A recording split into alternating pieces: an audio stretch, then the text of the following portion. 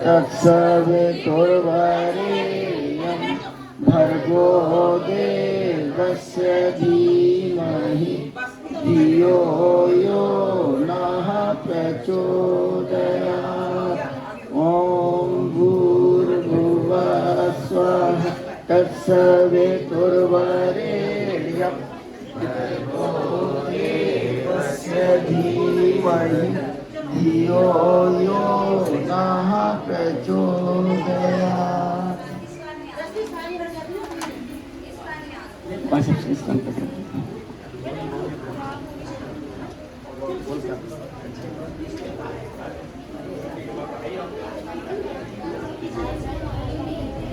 जिसके कारण तेरा नाम धरती पर अमर हो जाए, जिसके कारण लोग तुझे अपने हृदय में बैठा लें, जिसके कारण लोग तुझे अपने मस्तिष्क में बैठा लें। शरीर तो भगवान का दिया हुआ है, माता पिता का दिया हुआ है। ये बायोलॉजिकल जो शरीर है ये तो बदल नहीं सकता। अब तू गोरी नहीं हो सकती, अब तू लंबी नहीं हो सकती, है ना, तू जैसी है तेरी नाक वैसी ही रहेगी। लेकिन हाँ, मैं जो तेरे को बात बता रहा हूँ, अगर तू उस पर चलेगी तो निश्चित रूप से तू अपने नहीं अब सारी दुनिया के अंदर कुछ बड़ा काम कर सकती है। तो उसने को लड़की को बात समझ में आया। उनका पिताजी बताइए, मैं आज से ये सब छोड़ दूंगा। उनका फैशन परस्ती, बढ़िया कपड़े पहनना और इसमें अपने सारे जीवन को लगा देना, इसका कोई उद्देश्य नहीं। तो उसने पूछा क्या करना पड़ेगा? उसने कहा कि अपने मन को बदलना पड़ेगा, अपने विचारों को बदलना पड़ेगा, अपनी भावनाओं को बदलना पड़ेगा, अपने भावनाओं के अंदर संवेदना जगानी पड़ेगी, दूसरे के दुख और पीड़ा को देख करके उसको समझना पड़ेगा, अपने नेगेटिव विचारों को, अपने विचारों को बदल करके अपने आप को महामानव के रास्ते पर चलना पड़ेगा। छोटी बच्ची थी, उसे समझ नहीं पाई कि विचारों को कैसे बदला जा सकता है, भावनाओं को कैसे बदला जा सकता है। पिता ने कहा कि जो मैं कहता हूँ तो उसका अनुसरण करते चलो। और अब बच्चों, आपको जानकर के आश्चर्य होगा कि उस लड़की ने अपने अंदर परिवर्तन का क्रम चालू किया। उसने कहा कि सबसे पहली आवश्यकता क्या है? उनका शिक्षा। उसने शिक्षा पर ध्यान दिया। फिर उसने अपने विचारों को परिवर्तन चालू किया, महापुरुषों की जीवनियों को पढ़ना चालू किया। और उसके पश्चात एक दिन ऐसा आया कि उसकी शादी भी हो गई। शादी हो गई तो उसका नाम, उस लड़की का नाम था हैरियट। छोटी सी लड़की थी, नाटेकत की लड़की थी, लेकिन उसके गुण को देख करके उसकी शादी हुई। तो उसके हस्बैंड का जो टाइटल था वो स्टोव था, तो उसका नाम पड़ा हैरियट स्टोव। वो टीचिंग करने लगी। उसके हस्बैंड प्रोफेसर थे और वो भी टीचिंग करने लगी। लेकिन उसने अपने पति से कहा कि मैं टीचिंग नहीं करना चाहती, मैं आसपास के बच्चों की जो समस्याएं, लोगों की समस्याएं, उनको समझना चाहती हूँ और उनके लिए कुछ काम करना चाहती हूँ। उनका ठीक है, करिए। और उसने काम करने लगी और करते करते उसने एक उपन्यास लिखा, एक नॉवल लिखा, टॉम काका की कुटिया। उस टॉम काका की कुटिया के कारण अमेरिका के अंदर क्रांति हो गई। वो गोरे लोग जो बिल्कुल निष्ठुर थे, जो गुलामों की तरह निगरों का उपयोग करते थे, हंटरों से मारते थे, उन्हें बिल्कुल स्लेव बना कर रखते थे, उनके हृदय के अंदर भाव संवेदनाओं का जागरण हो गया और उन लोगों ने देखते देखते निग्रो प्रथा अमेरिका से खत्म कर दी। पार्लियामेंट का सदन चल रहा था अमेरिका की, और एक लड़की को अब्राहम लिंकन ने, जो वहां के राष्ट्रपति थे, उन्होंने एक ऊंची टेबल पर खड़ा किया। उसने कहा ये वो लड़की है जिसने बहुत बड़ी क्रांति करी है, जिसने यहाँ पे दास प्रथा को खत्म कर दिया। और लड़की कौन थी? वही हैरियट स्टोव। वो उस समय यदि अपने उसने पिता की बातों में ना चली होती, वो उसकी तरह चली होती, फैशन परस्ती में पड़ गई होती, अपने आप को गोरे करने की, काले करने की, अपने आप को बढ़िया बड़े कपड़े पहनने की इस रास्ते में लग गई होती, तो इतना बड़ा काम कर पाती क्या? नहीं कर पाती ना। तो यहाँ पे भी आपका टर्निंग पॉइंट है। यहाँ टर्निंग पॉइंट ये है कि आप अपने मन को बनाइए, आप अपने विचारों को बढ़िया बनाइए, आप अपने भाव संवेदनाओं से, अपनी भावनाओं को भाव संवेदनाओं से जोड़िए, आप दूसरे की पीड़ा को, दुखों को देखिए और समझिए। और अगर आप इस पे काम करने लगे तो निश्चित रूप से मानिए कि आपको बहुत बड़ी शक्ति मिली। तो सारी की सारी शक्ति में बाहर से नहीं आएगी। कोई भगवान, कोई देवता आकाश में बैठे वो काम नहीं कर रहे। सारे के सारे देवता हमारे अंतःकरण में बैठे हुए हैं, हमारे शरीर के अंदर, चक्रों के अंदर, ग्रंथियों के अंदर, ना किस किस रूप में बैठे हुए। कभी कोई क्लास चली होगी तो आपको बताया भी क्या हुआ शायद। तो उन सभी देवताओं को जगाने का एक ही सूत्र है, उस सूत्र का नाम है गायत्री मंत्र। गायत्री महामंत्र के माध्यम से आप अपनी सोई भाव संवेदनाओं को जगा सकते हैं। आप अपने विचारों को वहां बना सकते हैं जहां पर महापुरुष पैदा होते हैं। पहला जन्म आपका अभी तक का कैसा भी ना हो, आपका लालन पालन कैसा ना हो, आपके घर परिवार के लोग कैसे भी रहे, लेकिन आज अगर आप चाहें तो अपने अंदर परिवर्तन कर सकते हैं। और ये जो 10 दिन की आपकी क्लास चली है, ये इसके अंदर आपके जीवन में क्रांतिकारी परिवर्तन लाई। तो आइए गायत्री मंत्र जिन्होंने सीखा है मेरे साथ साथ बोलने की कृपा।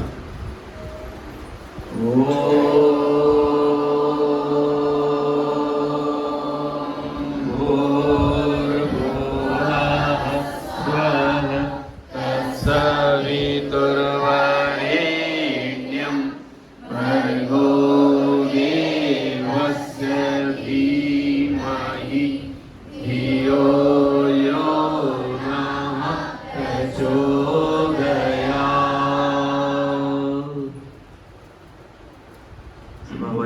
करेंगे, हमें भक्ति दें, हमें शक्ति दें, हमें कुछ ऐसा बल प्रदान करें कि हम अपने जीवन के अंदर परिवर्तन कर सकें।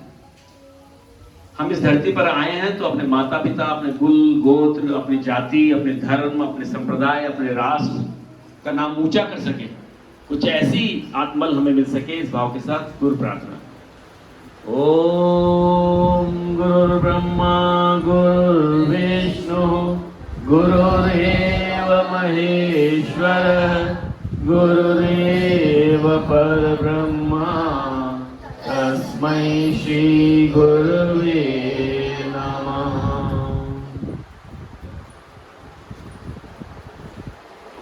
प्यारे बच्चों, एक बार आप जैसे थोड़े से बड़े बच्चे थे, आपसे ग्रेजुएशन किया था, उन्होंने इंजीनियरिंग करी थी, लड़के भी थे लड़कियां भी थे, क्योंकि पूरा का पूरा ग्रुप शांति कुंज में आया हुआ था। तो शांति कुंज में वो गुरुजी से मिला और गुरुजी से तो कहा कि हम कुछ करना चाहते हैं समाज के लिए, राष्ट्र के लिए, दुनिया के लिए, हम कुछ बड़ा बनना चाहते हैं, बड़ा करना चाहते हैं। तो गुरुजी ने जानते हैं क्या कहा बच्चों से? उन्होंने कहा बच्चों, तुम कुछ करना चाहते हो ये मुझसे पूछने के लिए आए हो, लेकिन मैं तुमसे कहता हूं कि कुछ बन जाओ। तुम बन जाओगे तो कुछ कर सकोगे, तुम सीख जाओगे तो कुछ कर सकोगे, लेकिन बिना सीखे बिना बने कुछ करना चाहोगे तो नहीं कर सकते। तुम्हारी जेब में 10 रुपए है तो तुम 100 रुपए का दान नहीं कर सकते। तुम्हारे पास ज्ञान नहीं है तो तुम ज्ञान का दान नहीं कर सकते। जैसे तुमने यहाँ पे योगा सीखा है, अगर योगा सीख करके तुम आप प्रशिक्षित हो गए, अभ्यास किया जाए, तो तुम लोगों को योगा सिखा सकते हो? सिखा सकते हो नहीं सिखा सकते? हाँ, तो ये काम कब कर सकते हो? जबकि आपने कुछ सीखा। तो उन्होंने कहा कि कुछ बन जाओ। बनेंगे कैसे? पहले सीखना पड़ेगा। सीखेंगे क्यों? सिखा सके। लेकिन बच्चों, इसके पीछे विज्ञान क्या कहता है, मनोविज्ञान कहता है, मनोवैज्ञानिक कहते हैं, जो डॉक्टर्स हैं, साइंटिस्ट हैं, वो कहते हैं, एक छोटी सी बात बताते हैं कि जैसे हम अपने बारे में मान्यता बना लेते हैं कि हम ऐसे हैं, हम ऐसे हैं, हम ऐसे हैं, वैसे ही हमारा आचरण हो जाता है, वैसे ही हमारी इच्छाएं हो जाती हैं और वही हम बन जाते हैं। कोई व्यक्ति दुनिया में सफल हो जाता है तो वो किसी बाहर के कारण से नहीं होता। कोई व्यक्ति असफल हो जाता है तो उसके पीछे ये कारण नहीं है कि उसके रास्ते में बहुत विरोध हुआ था, बल्कि उसने अपनी जैसी मान्यता बना ली थी वैसा बन जाता है। मैं एक घटना का जिक्र करता हूं, आपसे बताता हूं। एक बार 2 शिष्य थे और एक गुरु कहीं जा रहे थे रास्ते में, तो उन्होंने देखा कि एक बड़ा अद्भुत दृश्य देखा। क्या देखा उन्होंने कि एक हाथी एक रस्सी से बंधा हुआ है।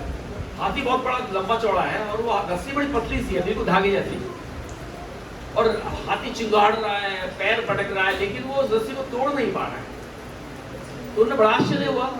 उन्होंने गुरुजी से पूछा, गुरुजी ऐसा हुआ क्यों? तो उनका अगर हाथी चाहे यूं करे जोर से तो ये रस्सी टूट जाएगी, इतनी पतली रस्सी को तोड़ सकता है। तो गुरुजी ने जानते तो थे, लेकिन गुरुजी कहा कि नहीं, महावत के पास चलते हैं, जो इसका महावत है उससे पूछते हैं क्या क्यों नहीं तोड़ पा रहे हैं।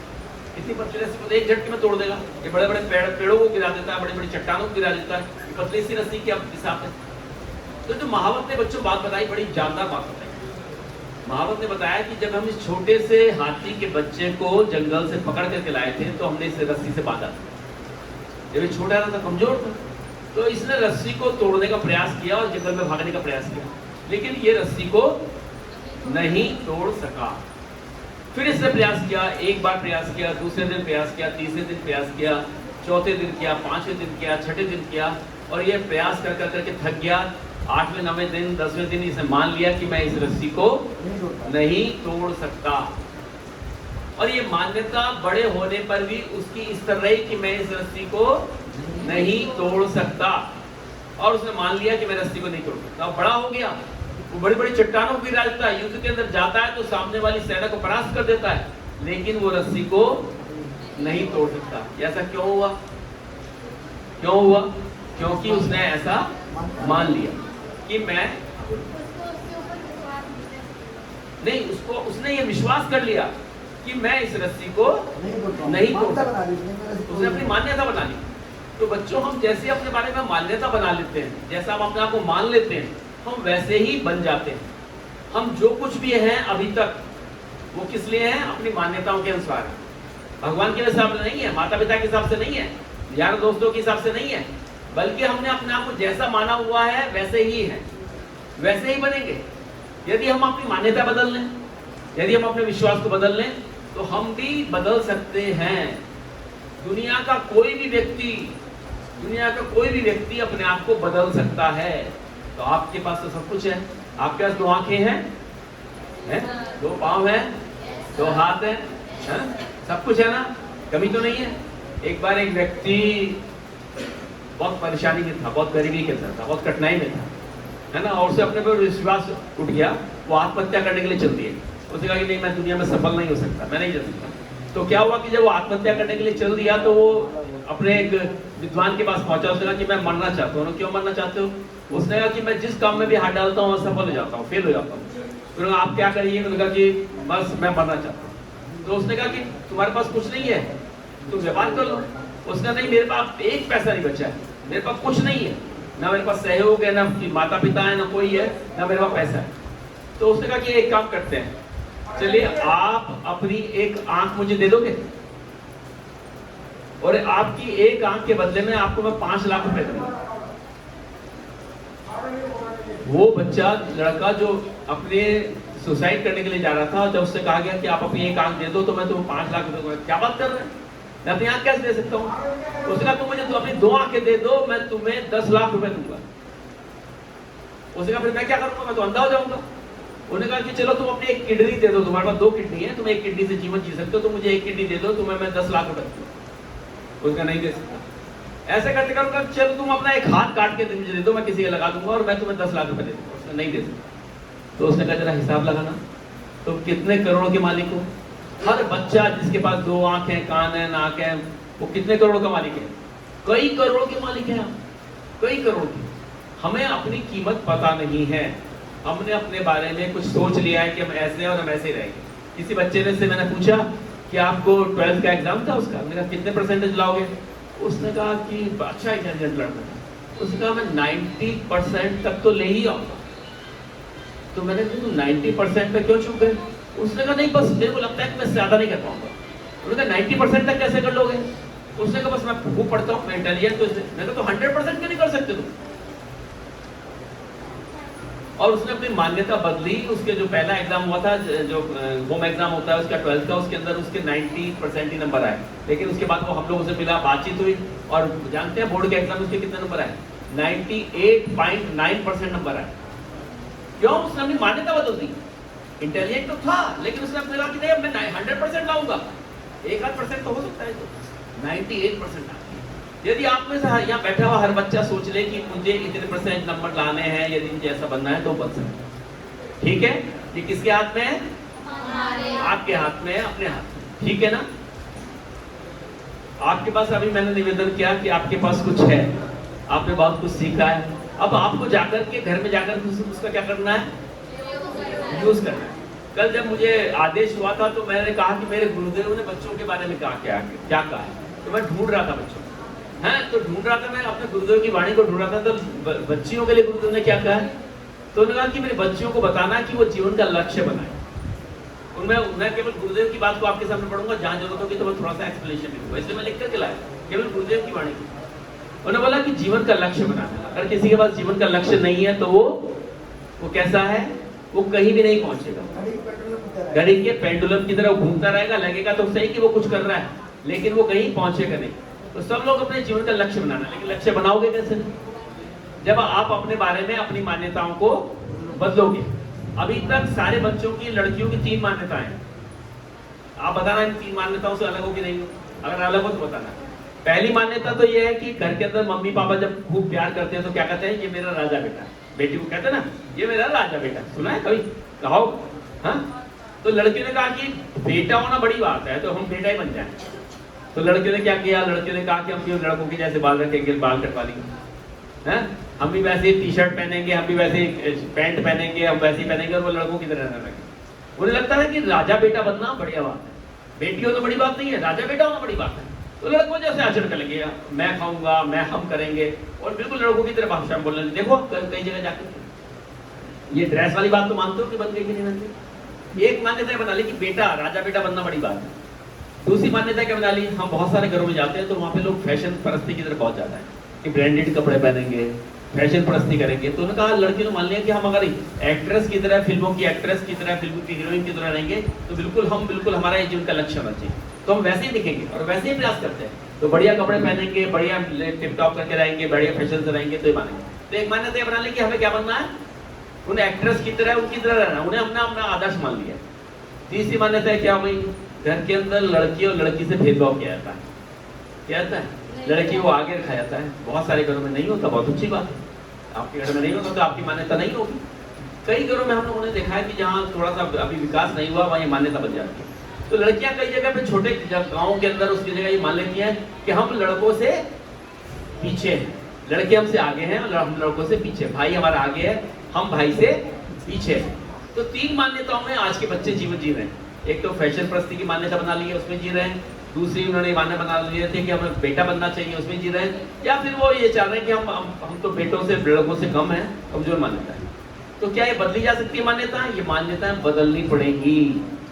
भगवान ने पहले आदमी को बनाया, नर को बनाया, बेटे को बनाया। जब उसे बना करके उसे क्यों बनाया? उसे बनाया कि मेरी दुनिया को संभालेगा। कौन संभालेगा? ये बेटा संभालेगा। सारे जानवर उड़ाती है, 83 लाख योनियां, 84 लाख योनियों के अंदर पशु पक्षी अमीबा से लेकर के सारे हाथी तक के जानवर उड़ाती। उसके पश्चात उन्होंने कहा कि अब ये काम शेष रह गया, अब मेरी इस दुनिया को बनाने वाली, दुनिया को संभालेगा कौन? तब उन्होंने कहते हैं कि आदमी बनाया। ठीक है, जब आदमी बना दिया तब भी भगवान को लगा कि कुछ इनकम्प्लीट रह गया। तब कहते हैं कि उन्होंने लड़की को बनाया, माँ को बनाया, नारी को बनाया। तो नारी को भगवान ने कब बनाया? लड़का बनाने के बाद बनाया लड़की को।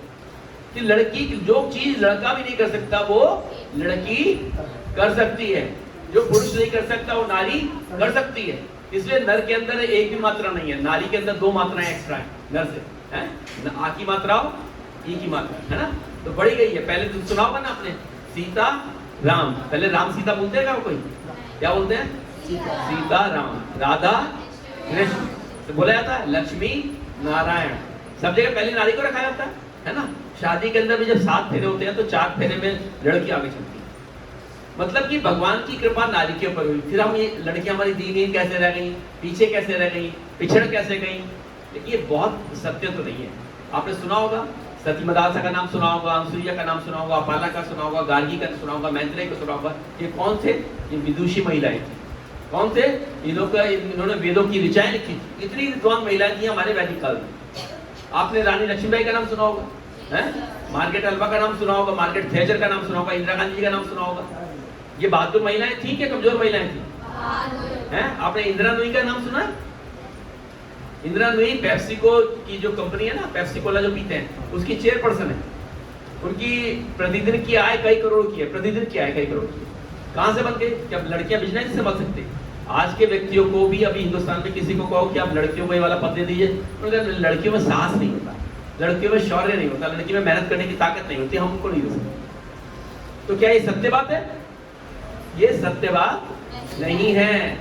व्यापार के क्षेत्रों अभी जिन्होंने पता है अपने यूनिवर्स के अंदर, स्पेस के अंदर जो हमने सैटेलाइट भेजा था, किन लोगों ने भेजा था पता जानते हैं? वो सारी की सारी टीम महिलाओं की थी और गृहस्थ महिलाओं की थी। वो घर के अंदर खाना बना करके आती, तब उन्होंने स्पेस के अंदर रॉकेट भेजे। तो लड़कियां सारे काम कर सकती हैं, कर सकती है कि नहीं कर सकती है? वो सेना में जा सकती है, जा रही है। वो एरोप्लेन उड़ा सकती है, वो फाइटर प्लेन उड़ा सकती है। आप सब जानते हैं ना। आप भी ये सब काम कर सकती हो।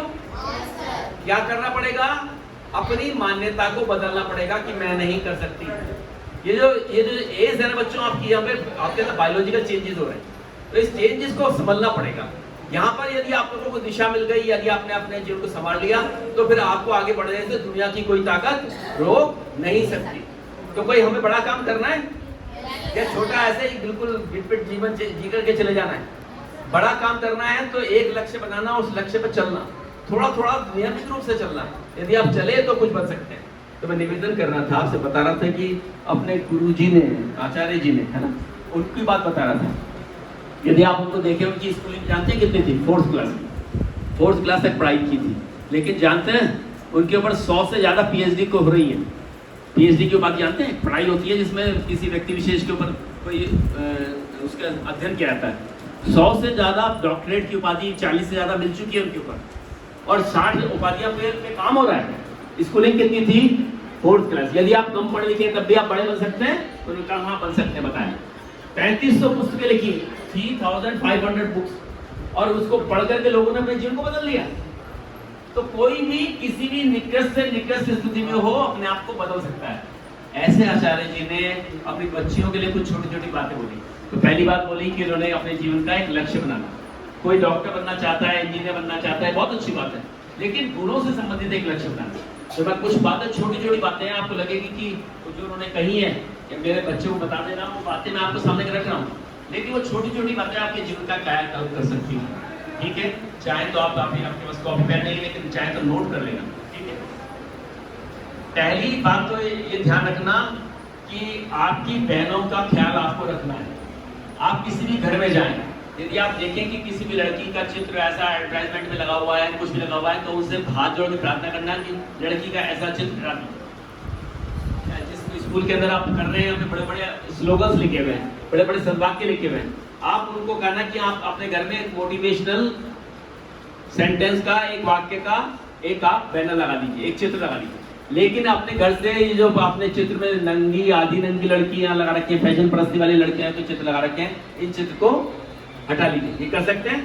जिस भी घर में जाएंगे अपने